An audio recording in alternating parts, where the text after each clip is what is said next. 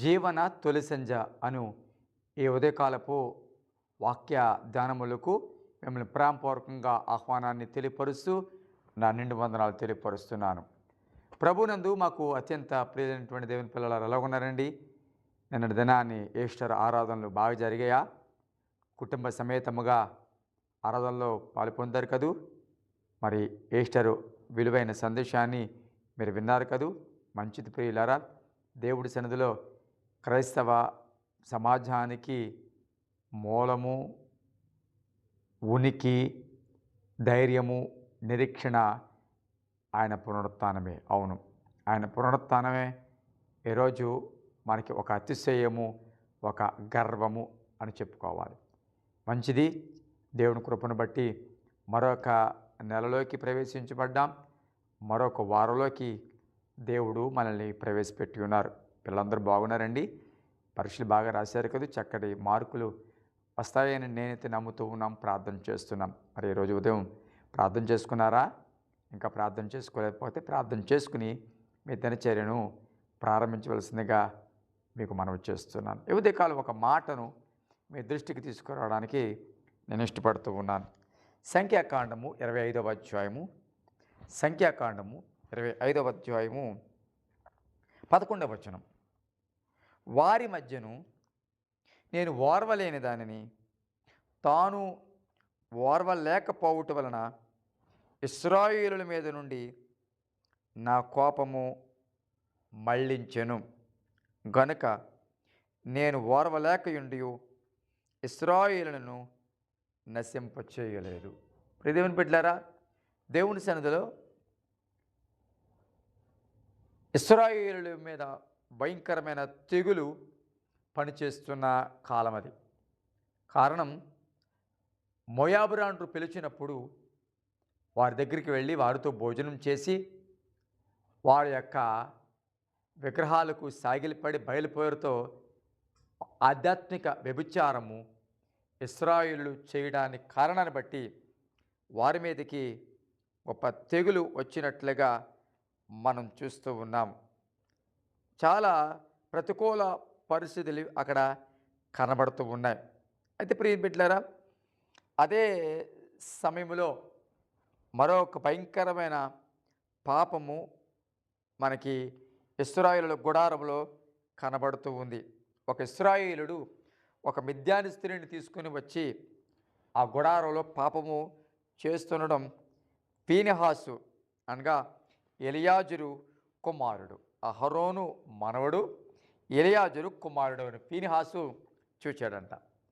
వెంటనే సమాజము నుండి ఒక ఈటె చేత పట్టుకుని 8వ వచనం, పడక చోటుకి ఆ ఇశ్రాయేలుని వెంబడి వెళ్ళి ఆ ఇద్దరిని అనగా ఆ ఇశ్రాయేలుని ఆ స్త్రీని కడుపులో గుండా దూసిపోవునట్లు చేసెను.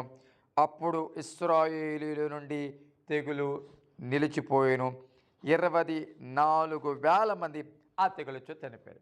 చూసారా, అప్పటికే 24,000 మంది ఆ తెగులతో చనిపోయిన పరిస్థితి. అంతకంతకు తెగులు పెరుగుతుంది తప్ప ఆగిన పరిస్థితి లేదు. కారణము, దానికి పరిష్కారం లేదు, దానికి ప్రాయశ్చిత్తం కలగలేదు. దాన్ని ఆపే పరిస్థితి కానీ, దాన్ని ఆపే దారి కానీ అక్కడ లేదు. అప్పటికే 24,000 మంది అప్పటికే చనిపోయిన పరిస్థితి మనకు కనబడుతుంది. అయితే అహరోను మనుమడు ఎలియాజు కుమారుడైన ఫీనెహాసు మాత్రము ఒక అద్భుతమైన పని చేశాడు. ఏ గుడారములో అయితే ఒక ఇశ్రాయేలుడు ఒక మిద్యాను స్త్రీతో పాపం చేస్తున్నాడో వారు ఆ గుడారములోకి ప్రవేశించి ఇరువురిని కూడా ఈటితో పొడిచి చంపిన సందర్భం మనకు కనబడుతుంది. ఎప్పుడైతే వారు చచ్చారో అద్భుతము, తెగులు ఆగిపోయిందంట. చూసారా, వారు ఎక్కడైతే గుడారంలో చచ్చిపోయారో వెంటనే తెగులు ఆగిపోయిందంట. అంటే గమనించండి, పాపము ఆగిపోతే శ్రమ ఆగిపోతుంది. పాపము ఆగిపోతే దేవుని సన్నిధిలో ప్రతికూల పరిస్థితులు ఆగుతాయి. పాపము ఉన్న చోట వేదన, పాపము ఉన్న చోట ఆందోళన, పాపము ఉన్న చోట ఉగ్రత ఉంటుంది.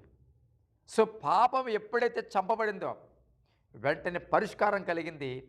అద్భుతకరంగా ఆ తెగులు ఆగిపోయిందంట. ఇంకెవరూ చనిపోలేదంట.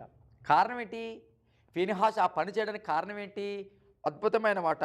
నేను ఓర్వలేని దానిని తాను ఓర్వలేకపోయాడు. అంటే దేవుడు ఏదైతే ఓర్వలేడో ఫీనిహాసు కూడా దానిని ఓర్వలేడు అని వాక్యం చెప్తుంది. అబ్బా! ఎంత అద్భుతమైన మాట కదండి.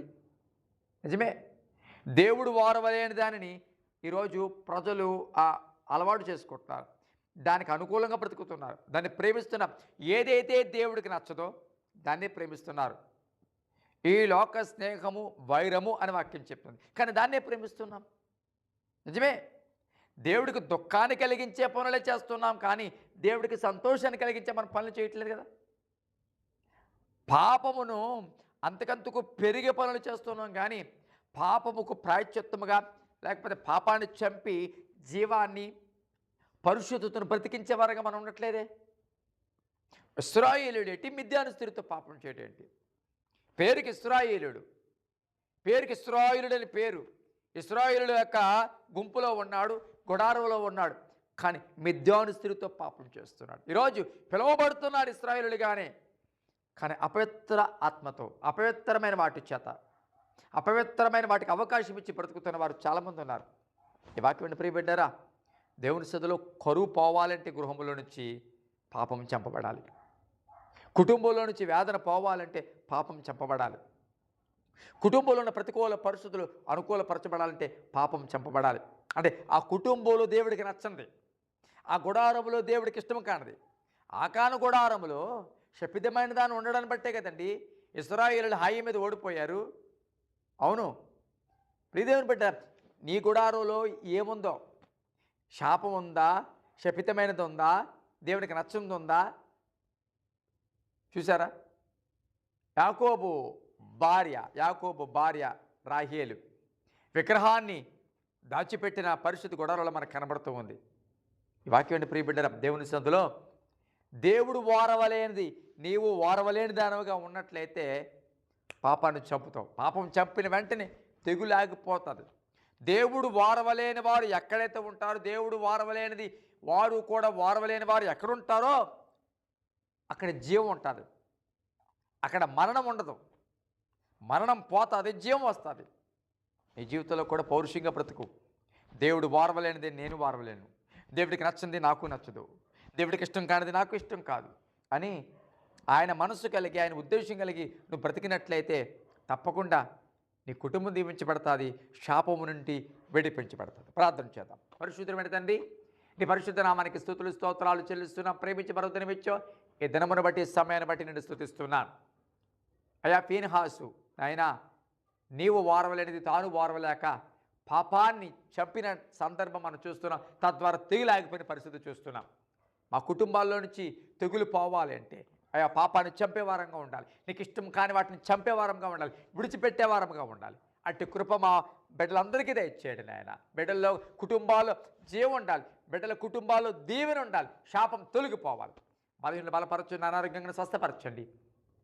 ఆసుపత్రిలో ఉన్నవారు జ్ఞాపకం చేసుకోండి, జైల్లో ఉన్నవారు జ్ఞాపకం చేసుకోండి, వివాహం కావాల్సిన వారు జ్ఞాపకం చేసుకోండి, గర్భాలతో ఉన్నవారు జ్ఞాపకం చేసుకోండి, గర్భాల గురించి ఎదురు చూస్తున్న వారు జ్ఞాపకం చేసుకోండి, విదేశాల్లో ఉన్నవారు జ్ఞాపకం చేసుకోండి, ఉద్యోగాల నిమిత్తం విదేశాలకు వెళుతున్న వారు జ్ఞాపకం చేసుకోండి నాయన.